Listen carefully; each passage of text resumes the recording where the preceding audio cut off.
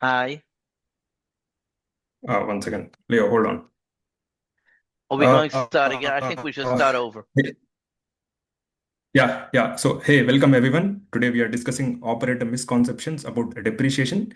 So, depreciation is one of the most talked about benefits in real estate investing, but it's also one of the most misunderstood. So, many investors hear terms like cost segregation, bonus depreciation, paper losses, and tax shelter. But sometimes those concepts get mixed into underwriting in ways that can create false confidence. So, my view as an operator is simple. Depreciation can be valuable, but it does not replace strong fundamentals. A deal still needs real cash flow, realistic expenses, disciplined debt assumptions, proper reserves, and a credible operating plan. So today I'm excited to bring in Leo Rosenbaum from Madison Specs to help us separate the myths from the practical realities. So Leo, thank you very much for joining us. To start, can you briefly introduce yourself, Madison Spec, and type of work do you do with the real estate operators and investors? Sari, thank you so much for the opportunity. You're welcome. Um, I appreciate being here. Um, yes, my name is Leo Rosenbaum. I'm with Madison Specs. Madison Specs is doing a cost segregation ever since 2006. So that's already quite a few years. 20 years. Um, I'm, yes, I'm with Madison since '09. So when I joined Madison, I think we had 5 or 6 employees, and today we're a team of 70 or maybe 80 employees. So the company grew nicely, and we do cost segregation coast to coast. We work nationwide, and we do all types of properties. So we're quite involved in cost segregation. I would say that I would consider it like a third party trusted advisor, working hand in hand with CPAs, um, hundreds of CPAs, real estate professionals, real estate CPA professionals, that we actually work hand in hand on their depreciation, where they're advisors on depreciation. So that's who I am, what I do, and we're doing thousands of studies a year, many thousands of studies a year. So I'm glad to be with you. That's fantastic, Leo. Thank you very much. So, so today we're going to talk about the depreciation and its common misconceptions. So we have few questions that our audience wanted to know. So maybe I can just go over the questions you can answer. Like there are about 10 questions. So the first one is when the operators say depreciation create returns. So what is the right way to think about it? When you say depreciation creates, Returns. So few people, few operators who just started out, they think that depreciation can create returns on our investment. So is it the right way to think about it? Just wanted to know your opinion. I would say depreciation creates losses. Okay. Depreciation creates losses. So instead of waiting the typical 27 or 39 years to depreciate a property, what depreciation is doing is actually allocating those losses of the property depreciating, and it's carrying forward those losses up front. Sounds good. So, in simply speaking, we're actually giving a dollar value for the 5 and 15 year property, meaning the interiors are the 5 year properties, such as kitchens, cabinets, bathrooms, soft flooring, etc. Exteriors are the asphalt, land improvements, um, lighting, signing, you name it, and those are 15-year assets, and we're actually uploading all of these different assets into year number five first years, or even into year number one with bonus depreciation. I assume that we'll get to that in a bit later. Sounds good. Sounds good. So can we say that depreciation actually create value or is it improving after tax timing? It's creating cash flow, Okay. meaning because we're allocating losses and we're carrying them forward up front, so Yeah. we're actually creating cash flow.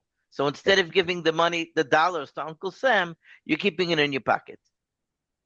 That's very important. I mean, so when does a cost segregation study makes sense, and when might it not be worth it? Good question. So I would say like this, that if we're talking about the misconceptions, one of the larger misconceptions are that you would start thinking about depreciation post acquisition, after the acquisition. And the truth is that you should really take depreciation consideration before acquisition, because one of the very common misunderstandings that I see is that property owners are surprised many times on depreciation when it comes in at a lower number than they thought, especially beginners that are hearing depreciation. You can get 20%, 30%, 50%, many different kind of numbers out there of how much depreciation you can take. And the truth is that it's really depending on each property, meaning every property is different, very depending on the assets of each specific property. You can have a property that's going to have a huge high number, and you can have a property that's very low number. And therefore, one of the very common misconceptions is that they're not checking depreciation prior to acquisition, and they're only starting to think about it after the acquisition or even towards tax season, and then it could be sometimes a negative surprise to investors. Got it. Got it. That makes sense. That makes sense. So yeah, I mean, it's very important to think about cost seg study the moment when we underwrite it, the property, even before we acquire. Having a proper plan is very important. So, so do all investors benefit equally from depreciation, or does it depend on the tax situation? It depends on the tax situation, meaning someone who does not have what we call tax capacity really doesn't have a reason to do cost segregation. The reason to do cost segregation is in order not to pay taxes. I'm going back to your question you asked earlier, if all properties are fit for cost segregation. That's Yeah, also one of the I would say, misconceptions, because many properties, people think that only larger properties are fit to cost segregation. And the truth is that even smaller properties are fit for cost segregation. I would say that a property, that costs, let's say, three, four, $500,000 and up, makes sense to I want to say to do cost segregation, but at least to check if it has value for cost segregation. And obviously, yes, the benefit of cost segregation is going to be depending on your actual tax return.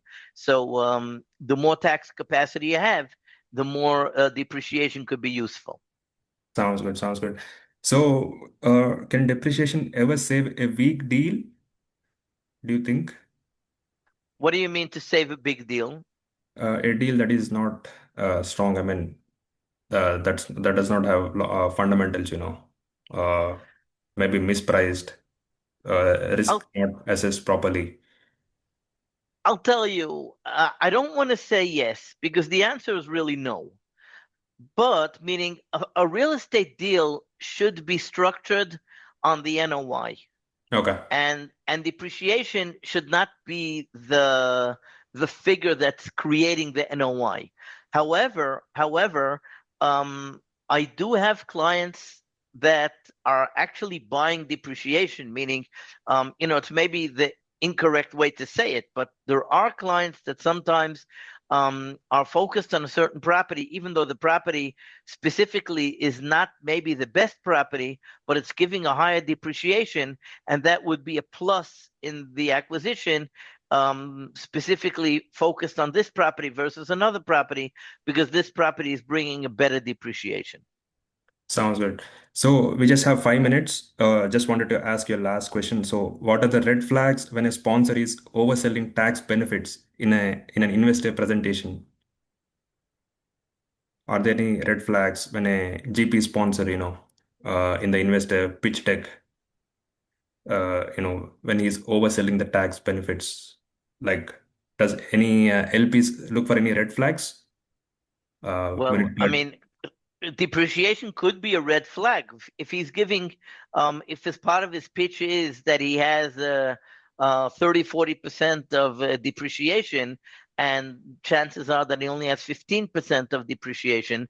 That's a red flag, meaning I don't know what the investor is saying, but depreciation is definitely something that should be looked in offhand. And I many times I perform an upfront analysis, and investors are including my upfront analysis in their sales package, so that they have documentation what the depreciation is going to be. And yes, I would say that when an investor hears that there's going to be so much depreciation, he should be asking for some kind of document, so that it really has backing. sounds good, sounds good. Thank you so much, Leo. That answered all of the questions that our audience has. So the important distinction is depreciation may improve the tax outcome, but the property still has to stand on its own operationality. So 100%. we wanted to, Yes. yes. Yes. So yeah, it's a powerful planning tool, but it should not be used to justify the weak underwriting. That's very important.